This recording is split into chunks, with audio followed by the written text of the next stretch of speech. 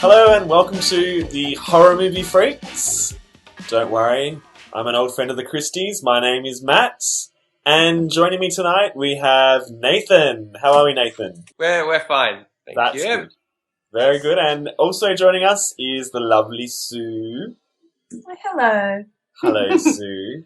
So tonight we're going to be looking back at 1980 at that classic slasher film, Friday the 13th. It's something that changed the landscape of horror movies. It wasn't the first, but it certainly did set the bar for the decade. So, Sue, I think you were the corruptor, and you certainly introduced Friday the 13th to me back many decades ago. You did. When did you first see Friday the 13th? I have no recollection of what I remember is the first horror that I saw, which was not that. It was American Werewolf in London. And then that started me on this whole trajectory of horrors are awesome, and each decade had its own sort of, feel and stuff. So I reckon all the slashers would have been discovered around the same time.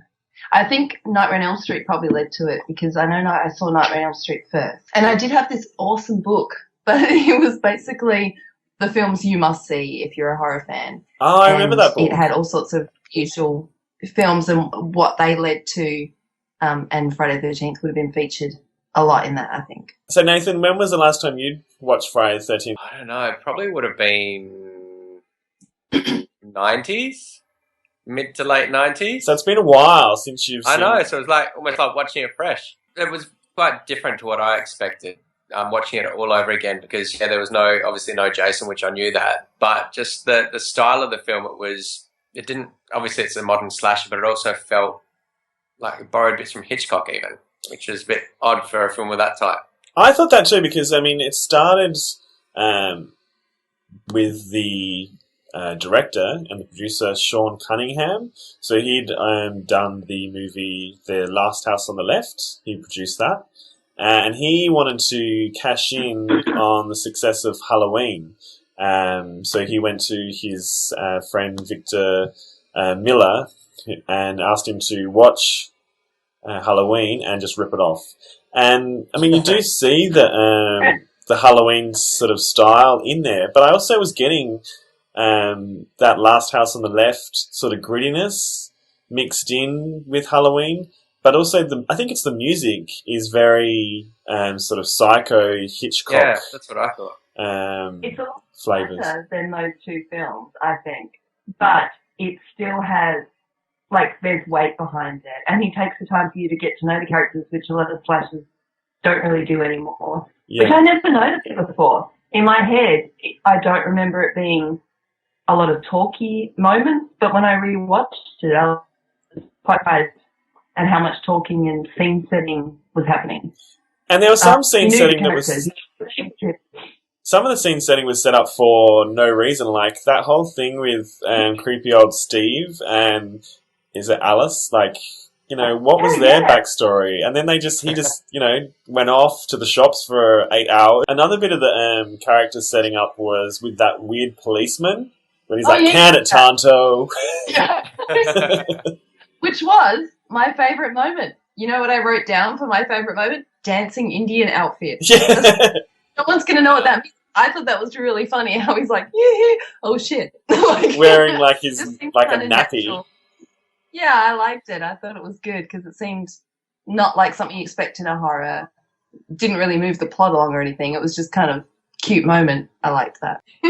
Yeah, let's just make him loads of fun. But we won't show him dying. They didn't show his death, did they? No, I was kind of shocked that he died.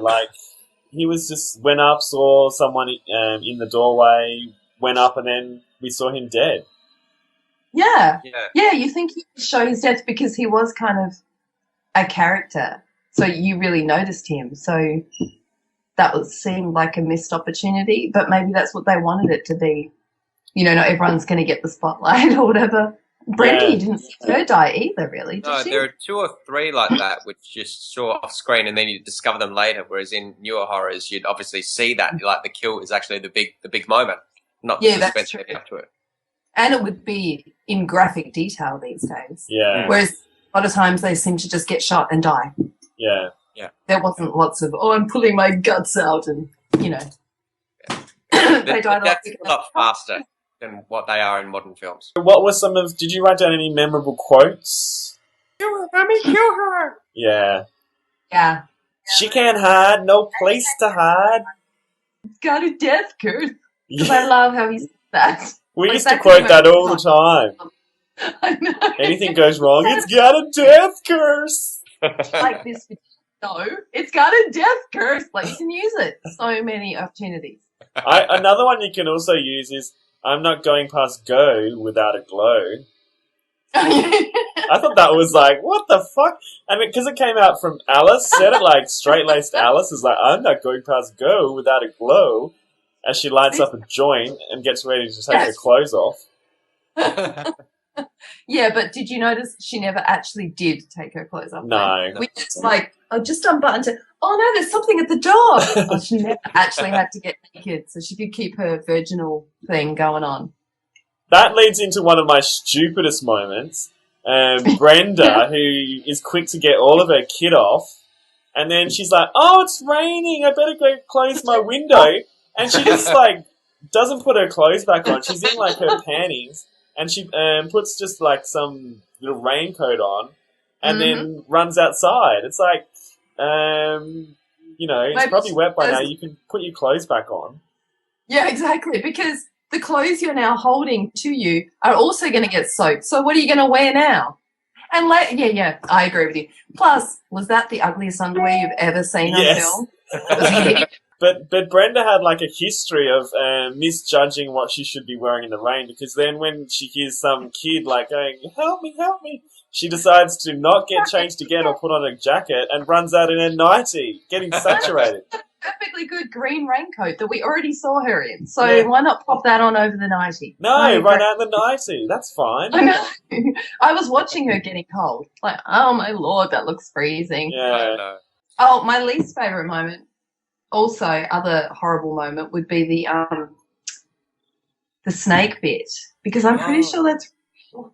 And that kind of horrified me. I didn't actually watch because I think it was real. That was my cringeworthy moment as well, because, I mean, not only was it horrible that they killed that snake, like a live snake, but their acting was fucking awful as well. Like, they were all jumping over the snake. Like, if there's a snake in your bedroom, you don't go all into the corner, like getting it into a little corner. And they were laughing, like, kill the snake. But they were laughing.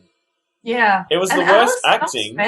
Yeah. Nothing. You know, she just does this random jump and then jumps back down to the same spot she was in.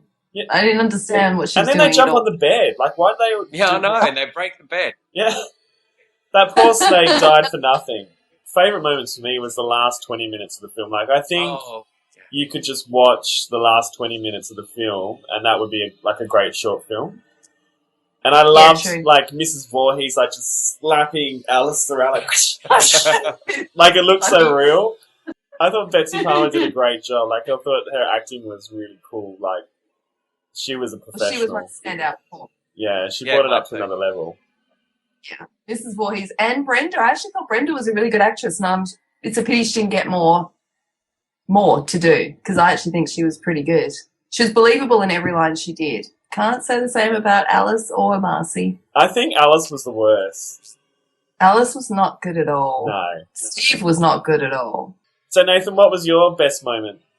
My best moment was probably like you, the last 20 minutes. So pretty much from where Alice got trapped into her cabin and was barricading herself in there. Pretty much from then onwards, it was pretty suspenseful all the way through, because I guess you're following just the one character as well, Yeah. and Yeah. it seemed more believable. Yeah, She was so pretty that good that at time, fun. like, making that door locked, like, getting that rope around the beam, and then she looked at it like, no, that's not going to keep anyone out, and they're, like, putting out other things against it. the chair Oh, and the that's suitcase. hilarious. I'm like, are we supposed to think you're in some sort of hysterical moment? Because that's not doing shit right, right now. Like, But it kind of, she You're kind of looked like she knew that it was pretty feeble. I know. But the not skills, you know, with the rope and everything, I was like, she's done well there. Yeah. That was Which an impressive. camp No. counselor. And then she throws a body through the window. I know. Well, she was actually, she spent so long barricading that door, and then she stands right in front of the window looking at the dead body. It's like, get away from the window! Yeah. Just trying to pull the little curtains across. Yeah. That's not going to stop anyone. Nothing. I know. But I'll just leave the lights on. Just turn the lights out. Seriously. So this is a slasher film. So what we expect deaths. What was the best death of the night? Mine was Annie's at the beginning because I felt that was the most believable looking death, particularly for a low budget. I mean, her acting was disgraceful. You This reckon? chick, I thought she was one of the worst actresses I've Isn't seen that the in a horror. turn-off? So bad. I hate it when they call them kids. Sounds like baby goats. Like, Yeah. she was drugs, but her acting was atrocious, except when she died. And then I thought that was believable. The way it was filmed, the way it seeped out, I thought it was really well done. Nathan, what was your best death? Probably Kevin Bacon one, where he's just because it's unexpected. You're thinking, all right, maybe there's someone under the bed, but then how they get him up through under the bed, I like that one. I thought that was good. Yeah, I had that down as one of the standout ones for me as well. But it just made me think, like, she's so against sex. Like, she's killing everyone because they're having sex. But she's under the bed while they're having sex, listening to them have sex. And she probably can see the mattress going up and down. But she still waits till they finish and then kills him. It's like, She could have gotten a twofer. She could have gotten both of them. yeah, exactly. Right? But no, I'll just wait till Marcy buggers off to the bathroom and then I'll kill him by himself. Yeah, That makes a free Uh-huh. squeeze. He's so thoughtful. I like your theory that could have been Mrs. Voorhees. I love that. Nathan does a whole new perspective on the butt squeeze. I want to see like a fan edit of that, like of Mrs. Voorhees like looking out from under the bed and doing a like squeeze of the butt. Oh, Marcy, I didn't do anything. And hands going, wow. Oh, Kevin. And then lighting up afterwards. Oh God. The end I thought was, like the very end on the raft is obviously the best scare of the whole film, if you ask me. But because I was familiar with it and I knew what to expect, I saw other scenes differently. So I think, you know, when she's on the archery range and she steps back and the arrow goes into that was a good scare. I mean, I know it wasn't a horror, but that was a good scare. I didn't expect it. And there's a scene where Brenda's brushing her teeth and you see a hand on the shower curtain behind her. Yeah. That was cool. That was that was creepy. really That cool. was I really never good. noticed that. Yeah, I liked that. That creeped me a bit, actually. Yeah, but I agree. I mean, it's the classic bit, isn't it, with Jason jumping out of the water. And apparently that wasn't in the original script, but they wanted to rip Carrie off with that last sort of scare. Yeah. And I think, I mean, it didn't scare me now, but I do remember that was something that sticks in your mind as well. Exactly. That's pretty freaky. Yeah. That's interesting that it was because of Carrie, because that is obviously the best scare of Carrie as well. Yeah. I remember watching that the first time and screaming with all my friends, so yeah. It works. So, what do you think of it now, like, after, you know, it's been such a long time since we originally have seen it, and now, you know, revisiting Friday the 13th. Do you think it stands up? I think so. It's just sort of a fun video night movie. I guess it's no real work of art, but at the same time, it's still a classic, and it's there for a reason. Mm. So, what about you? Do you think it stands up? I do. I think the main thing that lets it down would be the acting, but it's what you expect in something where they don't have as much of a budget, so they have to go more amateur with their acting. Mm. But no one was so atrocious that it took you out of the film.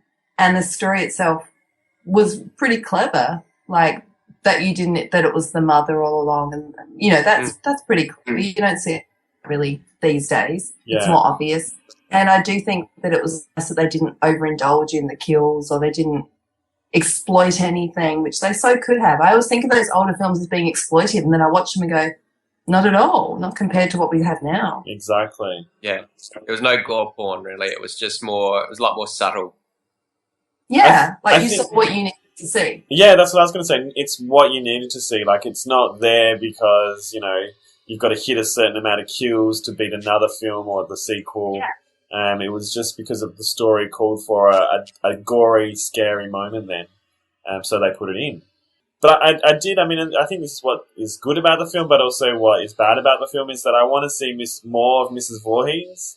I just want to, I wish she was revealed earlier. I mean, that probably would have been too much, but yeah, I think she's so good that you just want to see more of her. It's a shame that she got killed off. I mean, it's a great kill where she's got the man hands. Yeah, slow motion. That's my other favorite death. The way that they film that is really good, I think. Yeah, those big man hands coming up. Yeah, and her what was it that we always used to say that she looked like? The Yeti. Bigfoot. The Bigfoot, Yeti. She does. But did you hear that there's a new one coming out? Well, they've announced it. Sean S. Cunningham's going to be doing a TV series. So off the back of the success of the Scream TV series, they're going to do a Friday the 13th series. Well, that's the latest news. But there's been so many rumours and so many this is going to happen and this is going to happen. But I don't know. I'll believe it when I see it. Yeah. But do you think you're more hopeful that it would be better this time? Because the last one really sucked ass. I really wish that they would go retro and set it in 1980. Yeah, that would be good. I don't want mobile phones. I don't want, modern day computers and internet and all that sort of stuff. Set it in 1980. But yeah, make it retro. Yeah, that would be really good. I agree. They've tried to do that with a few horrors recently, but I don't think they've entirely captured that retro feel. No. Except in one or two, but I suppose that's for a discussion for another day. Yes. Yeah. So, in all, we'd recommend people watch this classic. It's an amazing film that did kick off a lot of copycats. There was a lot of Camp Counselor gets slashed in the woods movies. So, do yourself a favour and check out Friday the 13th. Well, that wraps up our show for today. So stay tuned and subscribe up above. And also look out for us on our Facebook page under Horror Movie Freaks. And we'll be back in future episodes with Texas Chainsaw Massacre. Bye. Bye.